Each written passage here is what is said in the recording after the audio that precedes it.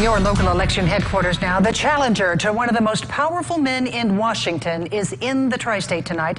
The Democratic candidate running for the U.S. Senate seat from Kentucky, Amy McGrath, is in Henderson tonight for an appearance at Audubon Mill Park. Now, the former Marine fighter pilot is running to unseat Mitch McConnell, the Senate Majority Leader. Now, we're catching up with McGrath as she just touched down at the Henderson County Airport. Ms. McGrath, thank you so much for joining us. You just flew in. I understand you're traveling today with former UK basketball star Rex Chapman to talk about health care. What do you want to see change for Kentuckians and their access to affordable, quality health care? Well, first of all, it's good to be with you. And, you know, 36 years has been far too long for any one person to be in Congress. And if you look around just in the issue of health care, and this is a man who ran a long time ago on getting affordable and accessible health care for people. And here we are 36 years later. And he's systematically done the opposite all the way. So if you talk about trying to undermine the Affordable Care Act and hurt people with pre-existing conditions, all the way until this idea that we are in the middle of a pandemic and there's still 300,000 Kentuckians without health care.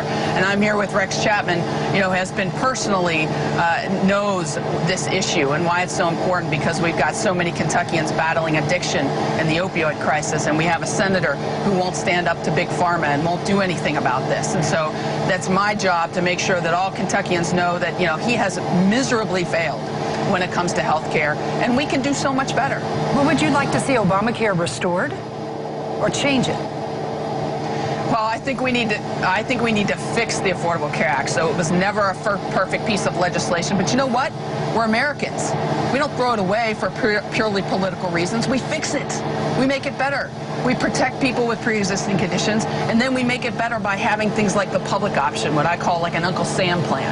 The idea that you would be able to buy a government plan, an Uncle Sam plan, if you want to, and have the choice to do that. Here in the middle of a pandemic, we ought to do things like a Medicare buy-in plan for those that are 55 and older. You know, and then prescription drug prices. You know, Kentucky has the second highest per capita spending on prescription medication in the country.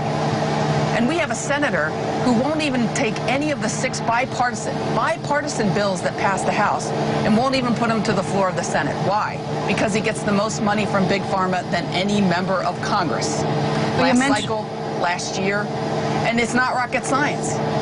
Well, you mentioned the pandemic. Healthcare inequality is being heightened by COVID-19. When asked about a national strategy to the pandemic, Senator McConnell says the CARES Act is the strategy. Now, that's largely economic. It does not touch on testing or mask mandates. Is the CARES Act, which McConnell supported, enough of a response to the pandemic? What specifically would you do differently? Well, here's the thing. We are 7 months into this pandemic, and we still do not have a national plan to tackle the pandemic. All right? We still don't have a national plan for testing and tracing. We have people here in Kentucky, hospitals and healthcare centers that still don't have swabs here in Kentucky to be able to test. So what would I do differently? First of all, I would make sure that we have a national plan to tackle this pandemic, because we're not going to get our economy back until we tackle the pandemic. That means not polarizing the electorate even more. That means not putting in or saying misinformation all the time. And the other thing we have to do is we have to give emergency aid to Kentuckians. You know, Kentuckians right now, Governor Beshear has said we have a $400 million shortfall. That's teachers, that's firefighters, that's police officers, that's their jobs. Those are public servants that depend on their pensions. And Mitch McConnell has said, you know, oh, you ought to think they should go bankrupt. I mean, that's what he said. And it's unacceptable to give $500 billion slush fund to big corporations and special interests immediately, right after during the coronavirus when it first came out in the CARES Act, and then turn around and tell state and local governments, just people, that their jobs aren't worth saving. So what would I do separately or differently?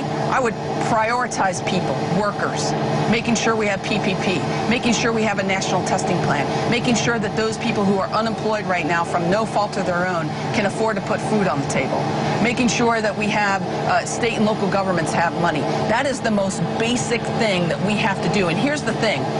Mitch Mitch McConnell is not even negotiating in Washington, D.C. right now. It's a dereliction of duty that he has just basically gone on vacation. At the moment that our country needs him, the moment that Kentucky needs him, he's on vacation. It's dereliction of duty. Well, Senator McGrath, we are starting to run out of time, and there's so many things I want to ask you about. I've got to ask you about the civil unrest and the protest that we're seeing around the country. Do you support Black Lives Matter? And what about defunding the police? Senator McConnell called that absurd, but defunding means a lot of different things. So do you support Black lives, and what do you want to see happen with policing? Well, I do support Black Lives Matter because there's been a lot of racial injustice that's been going on for far too long. But let me make this clear. I served my country. I was somebody that wore the uniform for 24 years. I am somebody that is for anybody that served the country and defended this country in the United States Marines. I'm somebody for law and order, and I'm somebody that stands for social justice and equality. And you can do both. I mean, those are the things that I stood for and defended as a United States Marine. And you know, it's time that we have leaders that bring us together, not leaders that try to divide us, like Mitch McConnell, okay?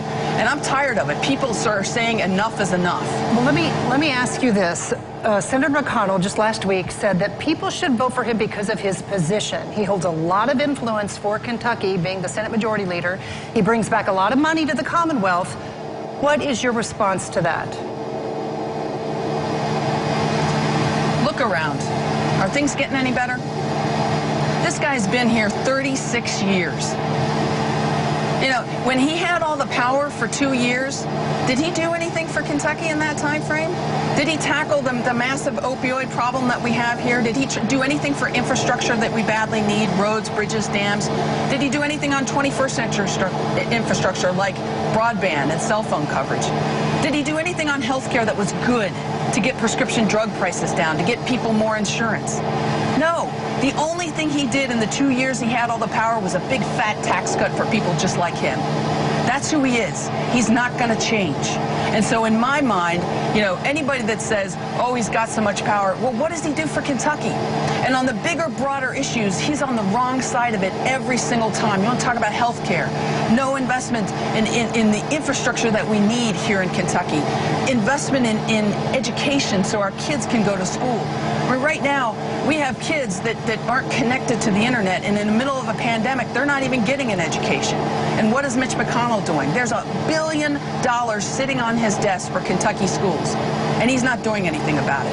And that's in addition to 400 bills sitting on his desk.